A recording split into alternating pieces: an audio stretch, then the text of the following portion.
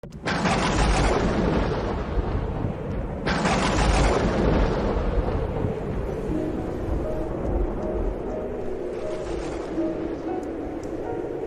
Seigneur soit avec vous. Et avec votre esprit. Évangile de Jésus-Christ selon saint Matthieu.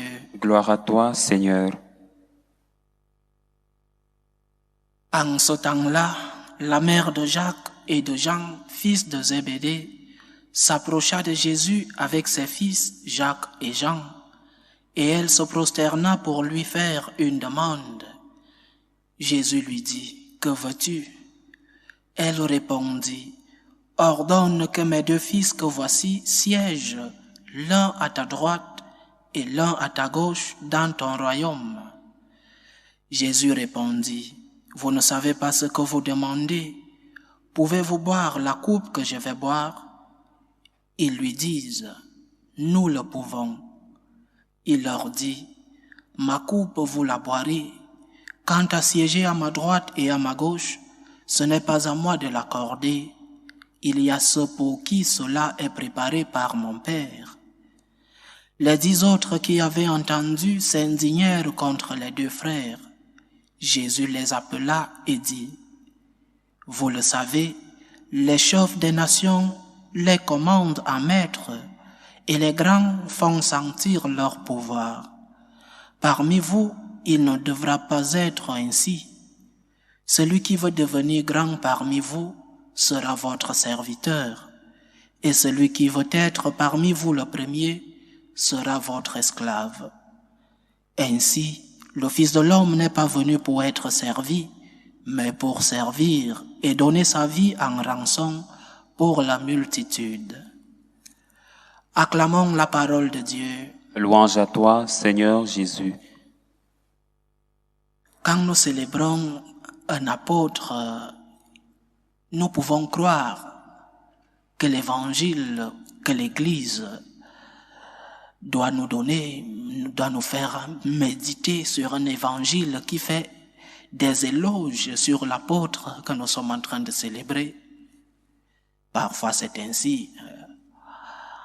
Mais la fête de Saint Jacques que nous célébrons, l'Évangile nous montre un côté obscur de la famille, pas de l'apôtre en particulier, mais de la famille de Saint Jacques.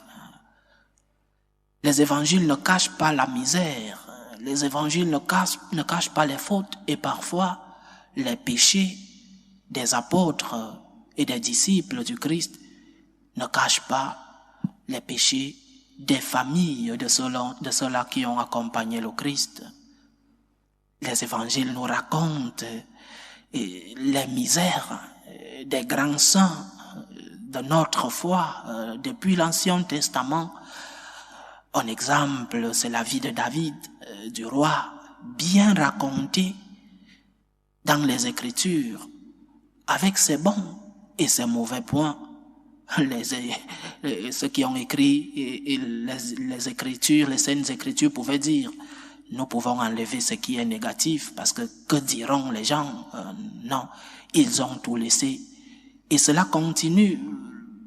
Les évangélistes nous racontent, par exemple, la traîtrise de ceux-là même qui ont vécu avec le Christ, la négation, la triple négation de Pierre. Et Pierre était là. Pierre a lu ces évangiles avant de mourir et pouvait dire, vous ne pouvez pas mettre ceci, je ne vais pas passer dans l'histoire comme celui-là qui a renié le Christ, qui a renié le Maître. Non, ces écrits sont restés pour nous montrer que ces personnes qui étaient avec le Christ étaient comme vous et moi. C'était des personnes normales. C'était des personnes qui, pour certains, étaient déjà mariés, avaient déjà fondé des familles. L'Évangile nous parle par exemple de Pierre qui avait une belle-mère. Jésus va faire le miracle de guérir la belle-mère de Pierre. D'autres avaient déjà un emploi bien établi. Matthieu était collecteur d'impôts, d'autres étaient des pêcheurs dans ce lac de Galilée. Donc, ce sont des personnes qui avaient déjà une vie faite. Beaucoup d'entre eux, son Jean n'était qu'un adolescent. C'est vrai qu'il venait d'une famille de pêcheurs. Mais ceux-là, c'était des personnes normales et qui avaient leur côté négatif, comme vous et moi, et beaucoup de choses positives. Le Seigneur n'a pas choisi les anges. Il n'a pas choisi les parfaits, vu qu'il n'en existait pas.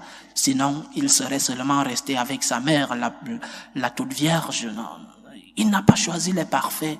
Il a décidé de choisir des hommes, sachant que ces hommes avaient leur péché, leur côté obscur, leur misère, leur faute, et que même leur entourage vivait aussi dans cet environnement de péché, de faute. Donc, lire un évangile comme celui-ci, le jour où nous nous rappelons d'un apôtre à qui nous devons faire des éloges, et l'évangile commence juste en train de peindre en noir la famille de Saint Jacques, doit nous enseigner à reconnaître que nous tous, nous sortons d'une famille et que nos origines ne comptent pas pour Dieu. Ce n'est pas parce que tu viens d'une origine obscure que Dieu ne va pas t'appeler. Ce n'est pas parce que ton environnement est un environnement de péché que le Seigneur ne va pas t'élire. Parce que nous avons tous, je répète, nos péchés. Parce que nos familles, nos environnements laborieux, nous sortons tous d'un côté obscur des choses. Donc, premier enseignement de la fête que nous célébrons aujourd'hui, le Seigneur choisit, malgré nos origines, malgré nos misères, il te choisit. Il faut juste lui ouvrir la porte, parce que tu es aussi libre de lui dire non. Le Seigneur Dieu nous a créés avec ce caractère libre. Nous sommes libres de dire non à Dieu. Mais reçois l'appel de Dieu. Ne te préoccupe pas pour tes misères. Le Seigneur, petit à petit, te purifie quand tu es déjà avec lui. Quand tu te fais disciple du Christ, lui-même te purifie petit à petit. C'est donc cela la première leçon de la fête que nous célébrons aujourd'hui. Une autre leçon, le Seigneur la donne à ses disciples qui commencent à polémiquer parce que la mère des deux frères Zébédée vient réclamer les postes les plus importants du royaume. Et il y a une polémique entre les apôtres. Et le Seigneur nous donne une grande leçon. Régner, c'est servir. Je ne sais pas si nos gouvernants peuvent écouter ce message du Christ. Régner, c'est servir. Le Christ est roi parce qu'il a servi. Le Christ est roi parce qu'il s'est fait serviteur. Le Christ est roi parce qu'il est entré dans le monde par la porte du service. Ministre signifie servir. Je répète, je ne sais pas si nos gouvernants, ceux qui sont chrétiens, peuvent lire ce message de notre Seigneur. Es-tu en train de servir les autres? Et pas seulement les gouvernants, nous tous.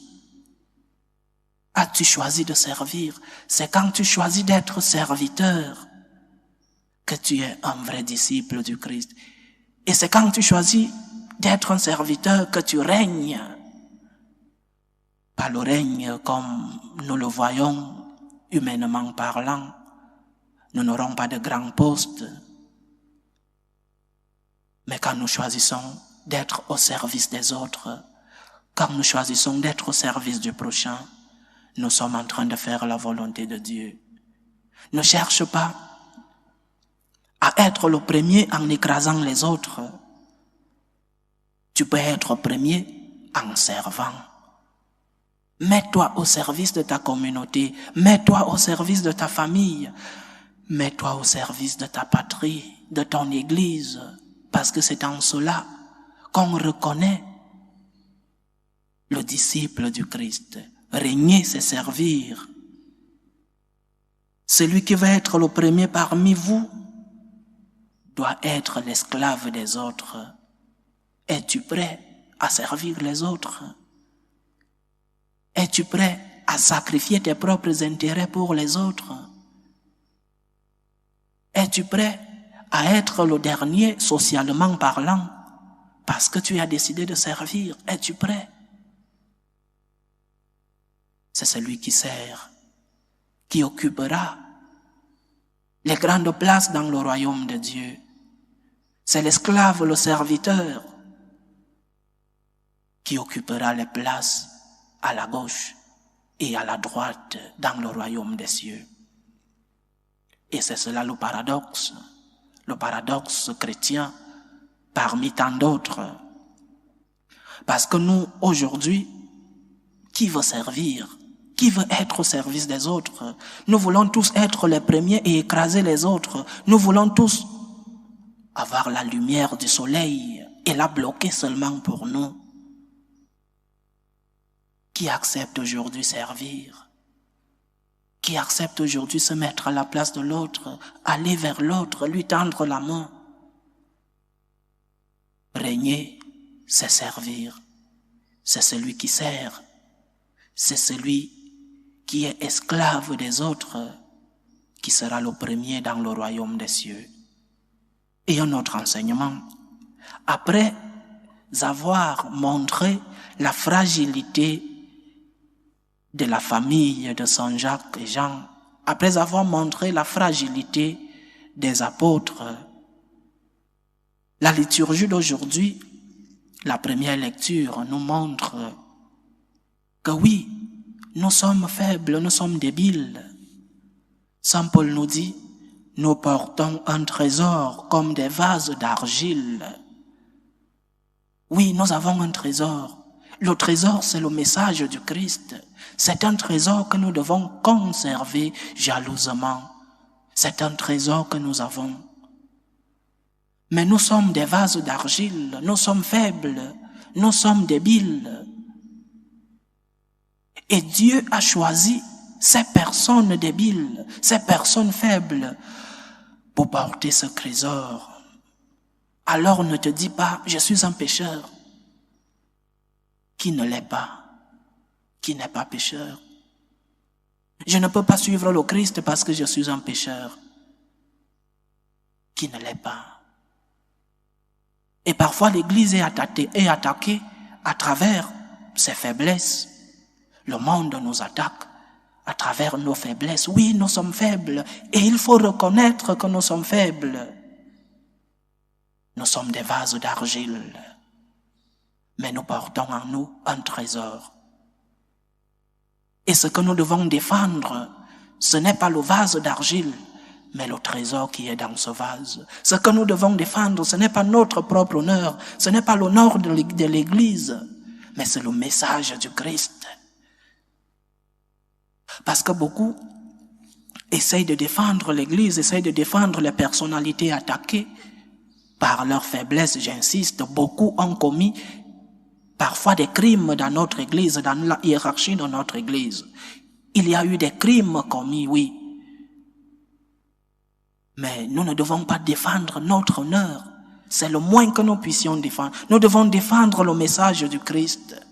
Parce que nous sommes des vases d'argile. Nous sommes faibles. Ce n'est pas une excuse pour commettre des crimes ou je sais pas. Nous sommes faibles. C'est un message qui nous fait reconnaître nos faiblesses, mais reconnaître que nous avons un trésor que nous devons défendre. Défendons le Christ en premier. Défendons son message. Et même s'il faut laisser notre vie, nous devons défendre le Christ, pas notre propre honneur. Saint Jacques a été le premier apôtre à donner sa vie pour le Christ, verser son sang pour la défense de l'Évangile. Et il l'a accepté.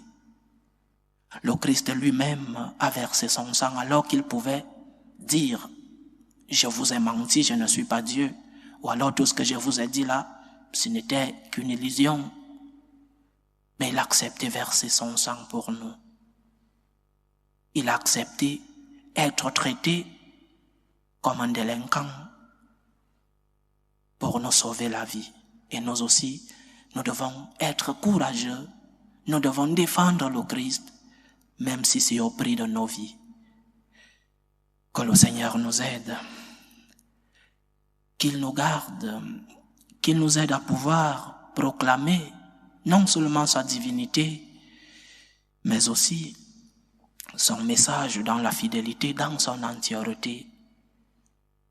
Que le Seigneur nous aide à accepter que nous sommes des personnes faibles, que nous sommes des vases d'argile, mais qui portons un trésor. Et ce trésor mérite d'être défendu. Qu'il nous protège et nous bénisse. Loué soit Jésus-Christ. À jamais.